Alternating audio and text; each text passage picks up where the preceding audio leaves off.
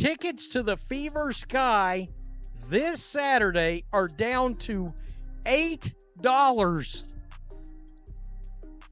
with Caitlin Clark out. Imagine paying $8 for a WNBA game. Now imagine paying $165 for the exact same matchup just weeks later. This isn't a pricing glitch or a scheduling anomaly. It's the brutal, unvarnished truth about what's truly driving interest in women's basketball right now. This staggering financial disparity is exposing a huge, uncomfortable problem for one of its most prominent stars. What on earth explains such a mind-bending difference in perceived value? The numbers don't lie, and they reveal a shocking reality about who truly commands attention and fills seats in the league today.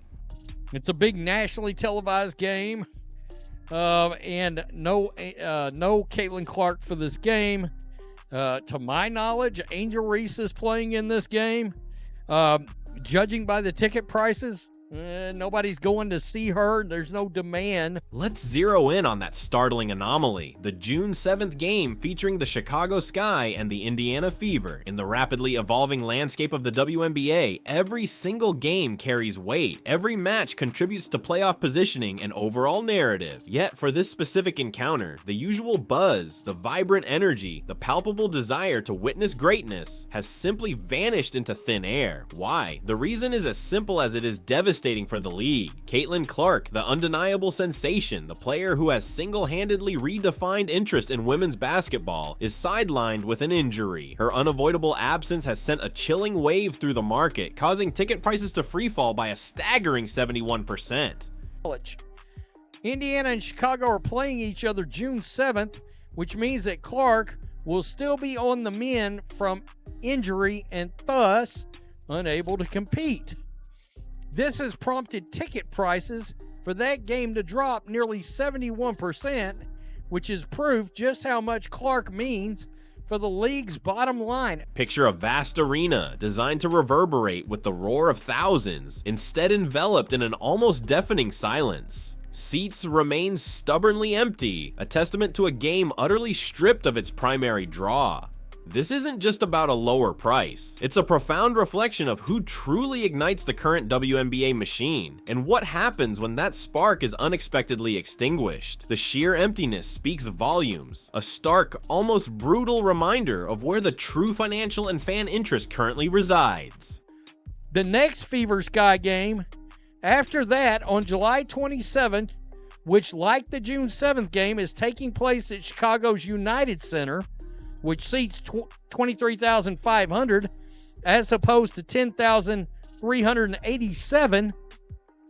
The cheapest ticket for that game next month is currently at $82. But hold on tight, because the narrative twists dramatically when we peer into the future. Fast forward a few weeks to July 27th. The very same two teams, the Chicago Sky and the Indiana Fever, are set to clash once more at the exact same venue. The only yet monumental difference: Caitlin Clark is expected to be back on the court, recovered, healthy, and ready to dominate. And the market's reaction? Nothing short of explosive. Those nearly worthless $8 tickets have not only vanished, they've been replaced by a surging minimum price of $165, and often much, much higher. That's an almost unimaginable 20 times the cost of the earlier game. Suddenly, demand isn't just present, it's a rabid, insatiable hunger. Seats for the rematch in Chicago later this year are being listed for $165. Right here. Tickets as low as $8.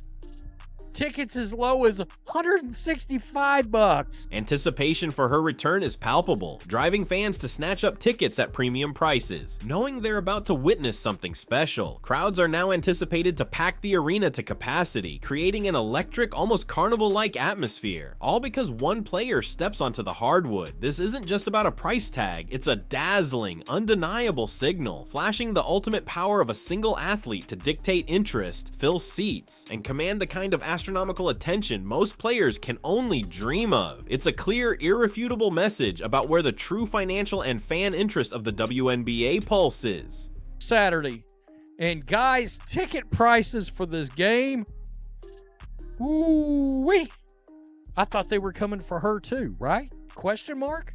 Yeah, that's what Angel Reese told us, as she decided that she wanted to play the villain role. Now, here's where the story takes an undeniably awkward turn, placing another star squarely under an uncomfortable spotlight. Even with Angel Reese, a magnetic personality and an undeniably huge presence in women's basketball, leading the charge for the Chicago Sky, her individual drawing power simply hasn't proven enough to carry ticket sales when Caitlin Clark isn't in the opposing lineup. This isn't speculation, it's an uncomfortable truth revealed by the stark economic divide between these two games. The market, in its brutal honesty, seems to confirm a theory whispered among analysts that Reese's vast and fervent following, while incredibly active online, might be more invested in her social media persona, her influencer brand, her viral moments, than her actual basketball prowess. As if we needed more proof after the fact that LSU could not even sell half of their arena out for the return of Reese. And then a couple of days later, or whenever it was, we watched Caitlin Clark fill up 15,000 fans at Iowa and sell out. Think back to their college days, where this pattern first emerged. While Reese was a celebrated figure at LSU, even her highly anticipated homecoming game struggled to sell out the arena. Contrast that with Caitlin Clark, who routinely packed out a massive 15,000 seat arena at Iowa like it was just another day at the office, her games becoming must-see events. The disparity couldn't be more pronounced, raising a critical, almost unsettling question about the nature of a celebrity athlete's influence. Can online adoration truly translate into tangible game day support? Therefore, there's currently an 83% drop between the two games, which presumably is owed to the expectation that Caitlin Clark will be back in action July 27th. The raw data doesn't just stop at ticket sales. It delves deeper, exposing unsettling truths about on-court performance. Angel Reese's statistical trajectory this season has been, to put it mildly, deeply concerning. Her shooting percentage has plummeted from a respectable 39.1% last year to a dismal 31.3% this season. That kind of drop isn't merely a temporary slump, it's a fundamental glaring issue impacting a player who is supposed to be a cornerstone for her team. But the most shocking revelation comes from her layup conversion rate. Despite taking the third most layup attempts in the entire WNBA, Reese is astonishingly the worst player in the league at converting them. Imagine that. A player who is 6'4", a power forward, struggling with what should be the easiest shots on the court. As if women's basketball fans needed any more proof of Caitlin Clark's effect, this tale of two tickets is even further proof. I mean, I don't know what else anybody could say. Layups are generally considered the most fundamental, high-percentage shots in basketball, moments designed to ignite momentum and secure crucial points. For Reese, they've become a graveyard of missed opportunities, a series of clunkers that not only fail to register on the scoreboard, but create a crippling wave of inefficiency. This has a direct and detrimental impact on the Chicago Sky's overall success, visibly weighing down their offensive flow and contributing significantly to their struggles in the league standings. Each missed chance under the basket becomes a visible drain on team morale, directly affecting chemistry and strategy, and it's becoming harder and harder to ignore. There's 20 days that separates that. In case you're wondering what that works out to, that is a $157 difference in cost of ticket over 20 days. Imagine my surprise, though. Just imagine my surprise when I figured out the cause of this celebration. The 1.7 million lead that the media is celebrating with Angel Reese, they are referring to social media followers. And this alarming inefficiency on the court bleeds into a larger, more critical issue: the true value of her seemingly impressive statistics. Angel Reese frequently posts double-doubles, numbers that look strong on paper, a traditional hallmark of a productive player. But here's the twist: analysts and frustrated fans alike have increasingly noted that these seemingly strong individual performances frequently coincide with her team's losses. Her double-doubles, it's argued, are becoming meaningless in the context of winning. Each missed shot, particularly those from close range, isn't just a personal misstep, it's a potential momentum killer that forces her teammates to scramble, leading to more difficult contested shots and overall offensive disarray.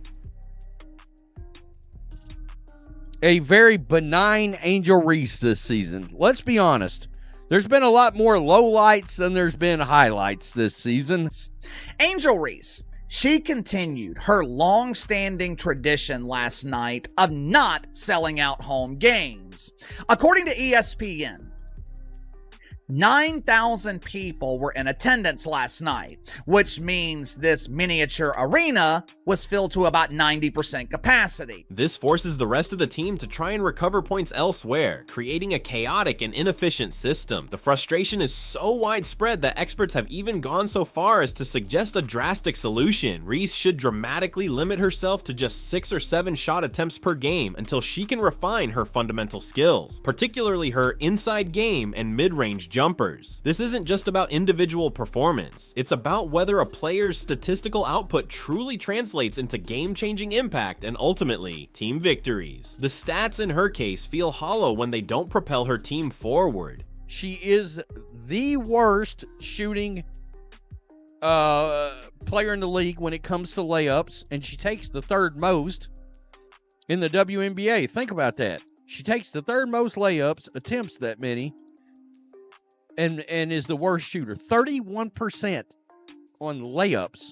I don't know how that's possible when you're a 6'4" power forward. There was no hype going into this game last night. I would imagine that most people didn't even know about it, which is strange because Angel Reese is supposed to be a star, and Paige Beckers is supposed to be a rising star. All of this brings us back to a profound, almost perplexing question. Is there truly an Angel Reese effect in terms of driving tangible attendance and on-court impact, or is her immense influence confined primarily to the digital realm? While Reese commands a colossal social media following, millions of enthusiastic followers across TikTok and Instagram, endorsements pouring in, viral moments consistently following her every move, the stark, undeniable reality is that this undeniable star power simply isn't translating into packed arenas when Clark isn't on the opposing court. Her games, even high-profile matchups in Chicago, are witnessing consistently empty seats. It's a striking paradox. Her fans will flood her comment sections, tweet passionately in her defense, and engage with her online persona.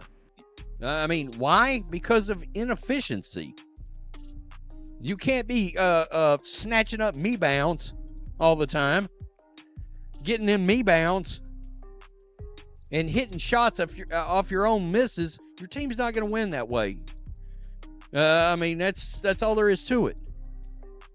Recognition doesn't always equate to ratings. Social media followers don't equate to attendance ratings. The Chicago Bravado, they have had 2 home games this year. 2 home games against what the media would call high-profile teams.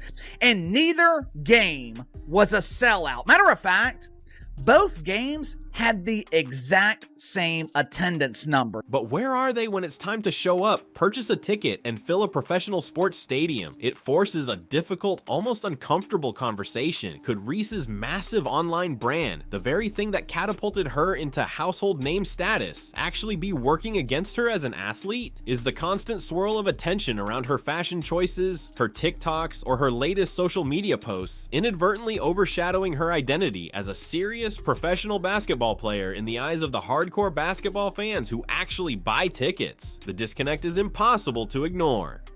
ESPN placed them at 7, and Reese's performance this season seems to be the main reason why. Woo-wee.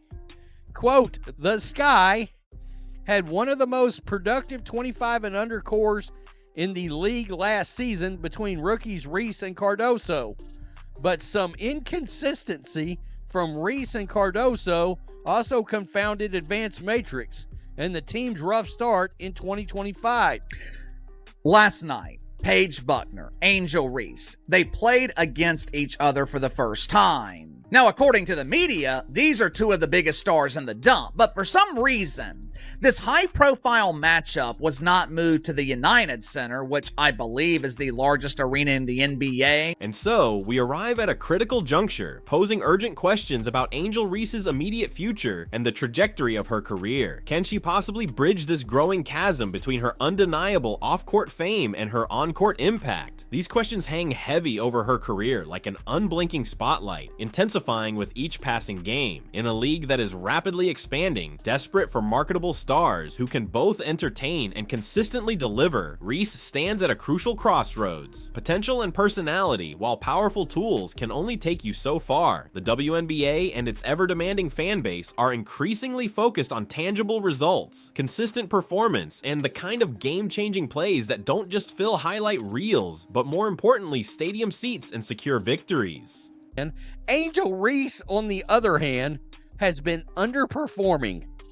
She remains one of the top rebounders in the league, but her shooting percentage has dipped from 39.1% last season to 31.3%. The clock is ticking for Reese to answer whether her future will be defined primarily by viral moments and social media buzz, or by undeniable basketball dominance. She possesses all the raw ingredients for greatness: an electric personality, a standout college career, and undeniable potential. But potential only goes so far when the on-court results aren't backing it up.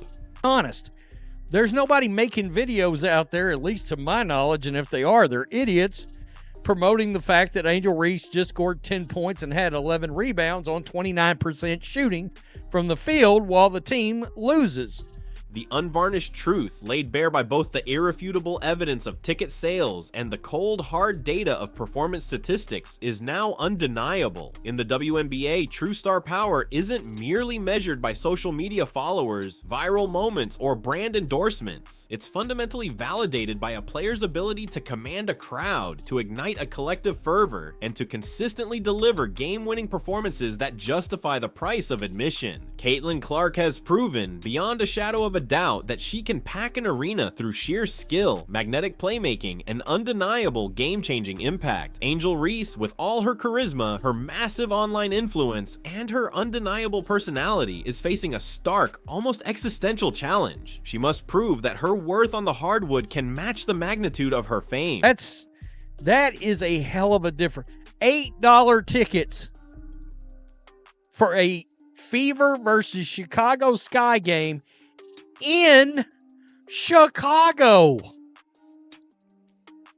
You want to tell me now again that there's an Angel Reese effect? Because there is no Angel Reese effect at all. Everything hinges on how she answers that question. The future of her legacy, and perhaps even a significant piece of the WNBA's continued growth and evolving narrative, will ultimately be defined by her ability to transform raw potential into palpable, undeniable, and game-winning results. The ball is in her court, and the world is watching to see if she can sink the shot when it matters most.